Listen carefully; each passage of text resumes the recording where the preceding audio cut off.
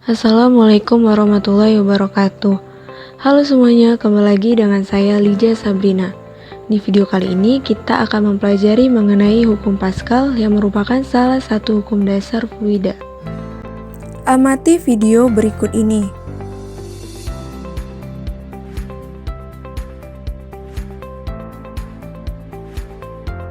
Bagaimana batu bata sebanyak itu dapat terangkat hanya dengan menggunakan alat sederhana? Ini dapat dijawab dengan teori hukum Pascal.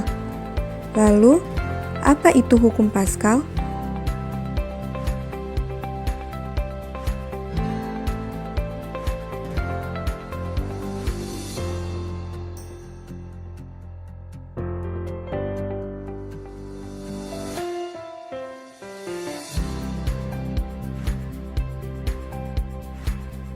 Hukum Pascal pertama kali dikemukakan oleh ilmuwan asal Prancis bernama Blaise Pascal.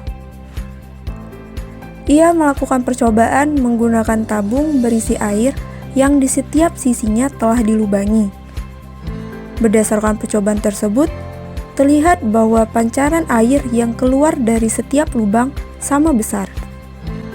Hal inilah yang mendasari Pascal dalam menemukan teori yang ia beri nama hukum Pascal, di mana hukum Pascal berbunyi, tekanan yang diberikan kepada fluida dalam sebuah ruangan tertutup akan diteruskan ke segala arah dengan sama besar. Lalu bagaimana dengan rumus pada hukum Pascal? Perhatikan bejana berhubungan yang berisi air berikut ini. Bejana tersebut memiliki dua luas penampang yang berbeda, yaitu A1 dan A2. Jika A1 diberi gaya sebesar F1, maka akan menimbulkan tekanan sebesar P1.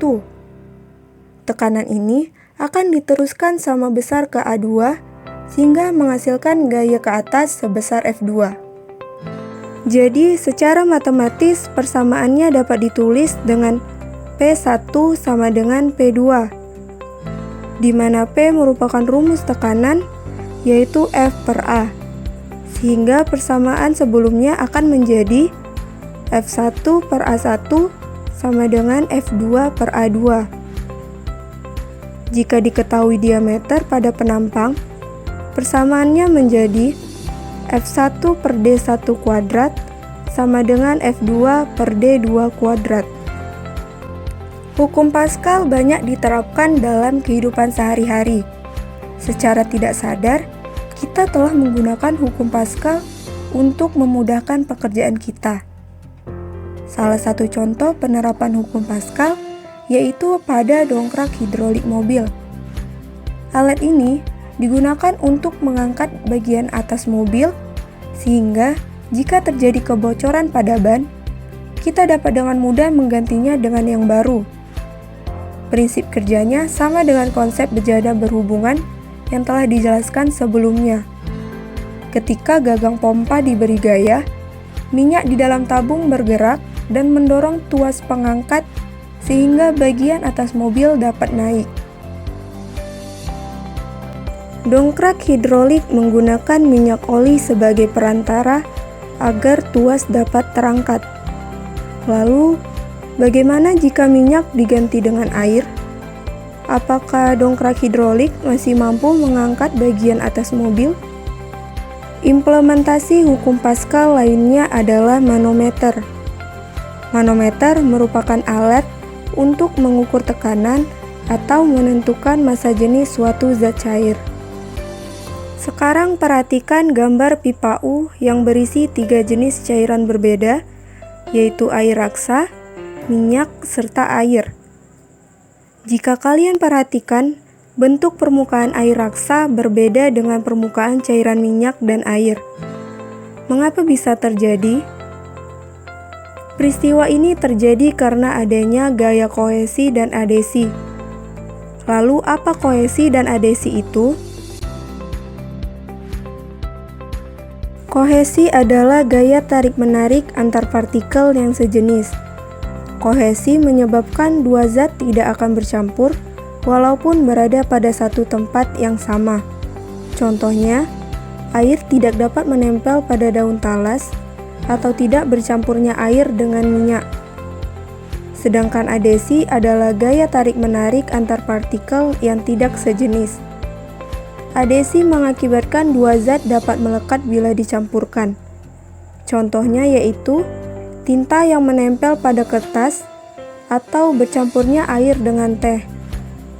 Pengaruh gaya kohesi dan adesi terhadap zat cair menyebabkan terjadinya meniskus. Meniskus yaitu peristiwa melengkungnya permukaan suatu zat cair. Ada dua jenis meniskus, yaitu meniskus cekung dan meniskus cembung.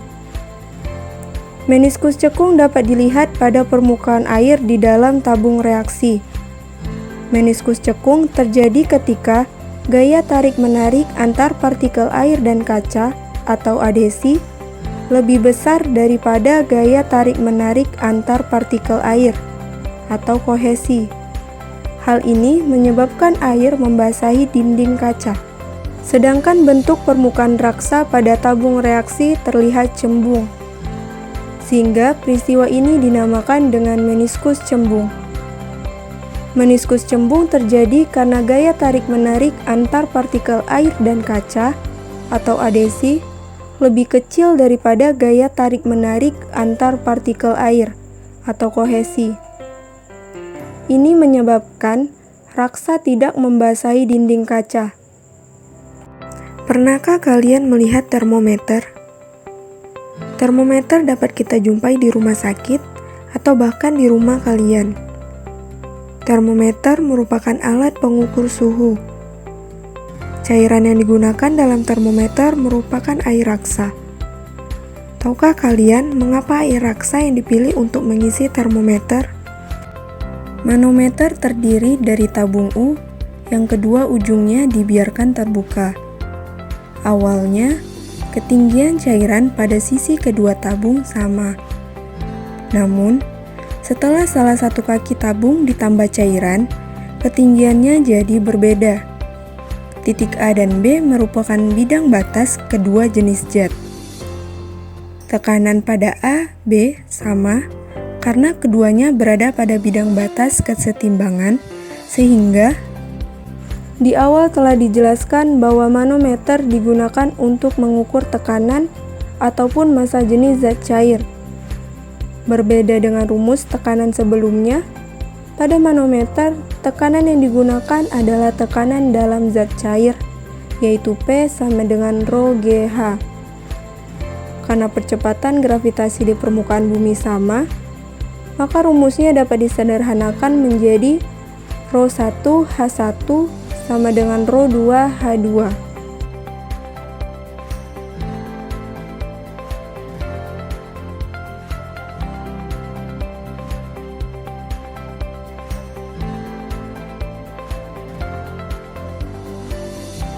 Alat dan bahan yang diperlukan. Pertama ada jarum suntik berukuran 50 mili sebanyak 1 buah. Yang kedua ada jarum suntik 5 mili sebanyak 3 buah. Lalu ada selang, kayu penyangga dengan ukuran 15 x 2 sebanyak 2 buah, kayu alas berukuran 8 x 8 2 buah. Lalu ada katup. Katup dapat membuka atau menutup selang sehingga cairan dapat masuk ataupun keluar. Bantalan besi, lem, dan yang terakhir adalah air yang telah diberi pewarna.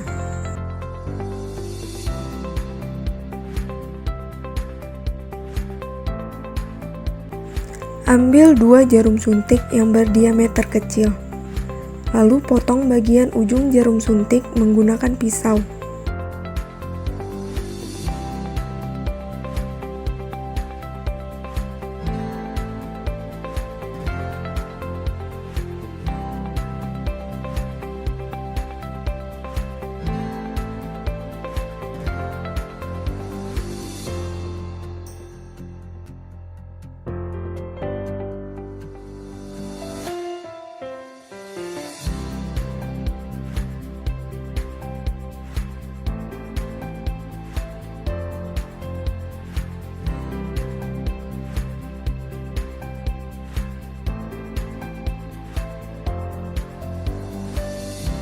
Setelah terpotong seperti ini, masukkan bantalan bola ke dalam masing-masing jarum suntik.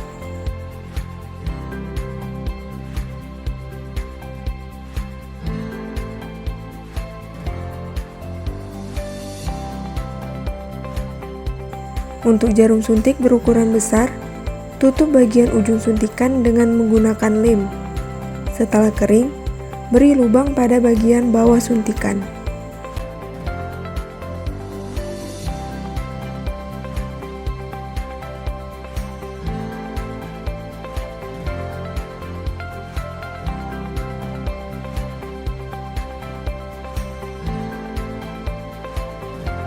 Jarum suntik yang telah kita potong pada langkah 1 diberi lem pada bagian sisi atasnya. Lalu, rekatkan dengan jarum suntik berukuran besar dan berukuran kecil.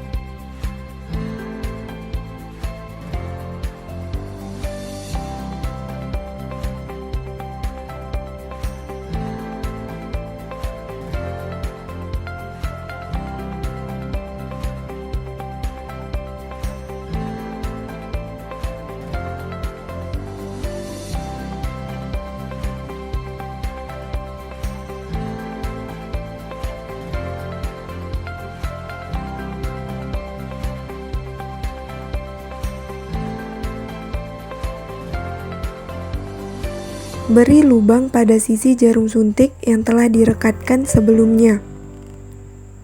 Lubang ini digunakan untuk memasukkan selang.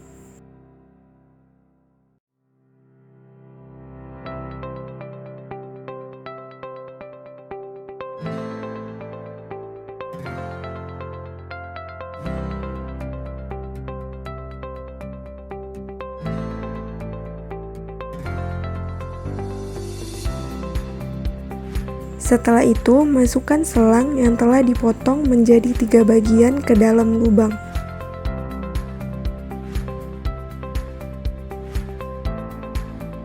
Beri lem pada setiap sisi selang sampai tertutup rapat, sehingga tidak ada celah untuk air keluar.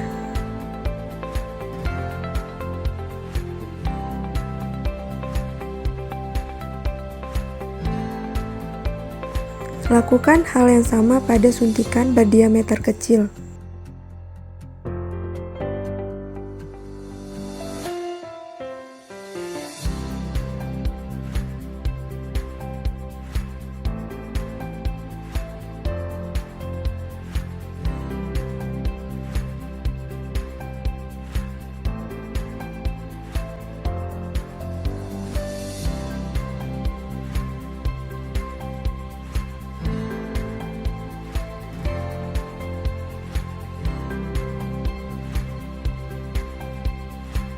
Jangan lupa untuk memasangkan katup pada selang jarum suntik berdiameter besar.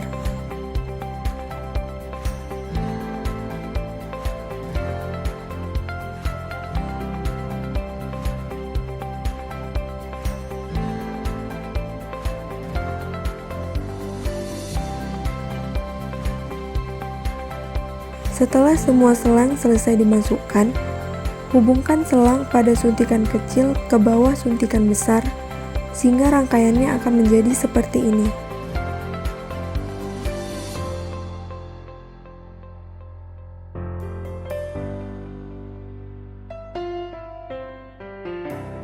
Pada langkah ini, kita akan menyusun jarum suntik yang telah kita rangkai agar dapat berdiri tegak. Ambil kayu yang telah kita sediakan sebelumnya. Beri lem pada setiap sisinya, lalu rekatkan dengan jarum suntik yang besar.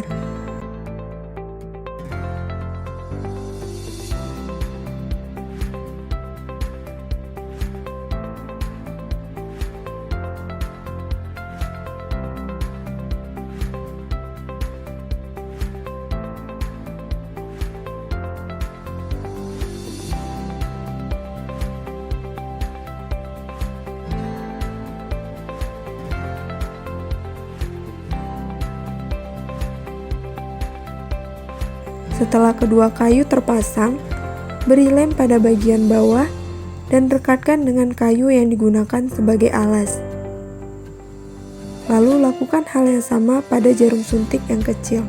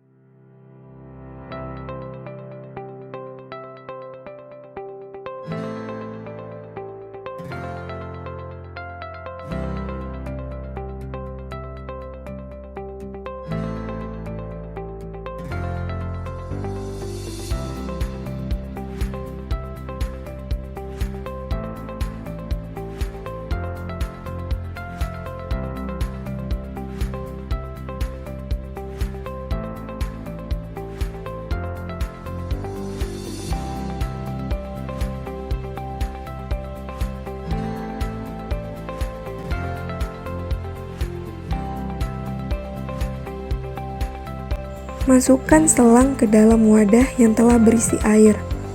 Jangan lupa untuk menutup katup. Lalu tarik jarum suntik berdiameter kecil sehingga air perlahan masuk ke dalam jarum suntik.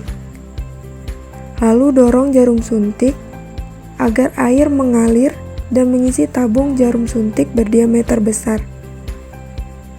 Lakukan terus sampai tabung terisi penuh. Jika ingin mengeluarkan air yang ada di dalam tabung besar, buka katup lalu dorong jarum suntik sampai air habis. Jika langkah ini berhasil, maka kita dapat melakukan uji coba alat.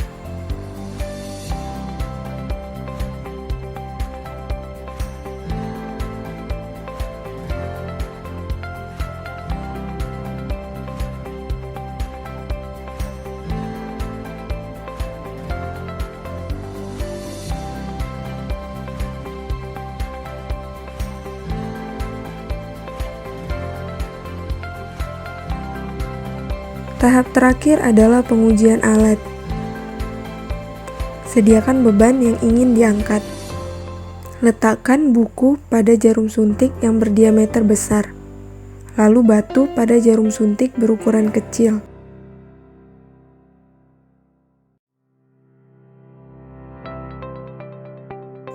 Ketika batu diletakkan, jarum berdiameter besar perlahan bergerak ke atas sehingga buku terangkat naik.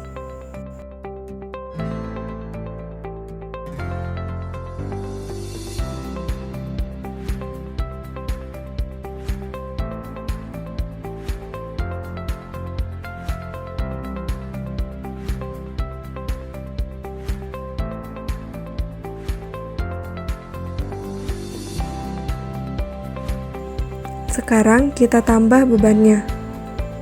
Kita coba menggunakan batu bata sebelumnya. Terlihat bahwa batu yang digunakan tidak memberikan perubahan terhadap jarum suntik berdiameter besar. Sekarang coba kita tambahkan dengan batu lainnya. Jarum suntik besar perlahan naik ke atas mengangkat beban. Berdasarkan percobaan yang telah dilakukan, bisakah kalian menarik kesimpulan dari percobaan tersebut? Kalian juga dapat membuat alat ini di rumah dan memvariasikan massa benda yang ingin diangkat.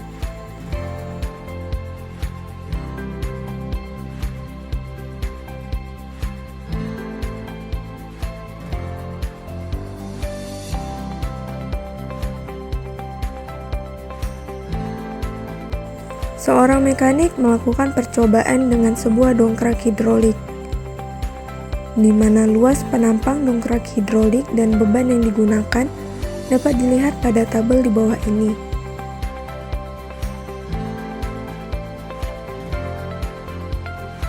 Lalu, jika mekanik memberikan gaya tekan minimal sebesar 1000 Newton pada penyisap kecil, maka benda yang dapat terangkat pada penyisap besar ditunjukkan oleh kategori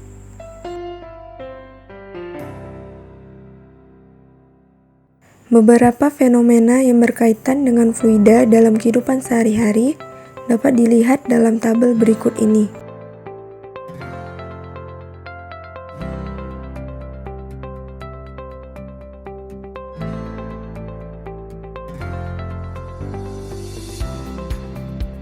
Berdasarkan data pada tabel tersebut, fenomena yang prinsip kerjanya menggunakan konsep prinsip Pascal ditunjukkan oleh kategori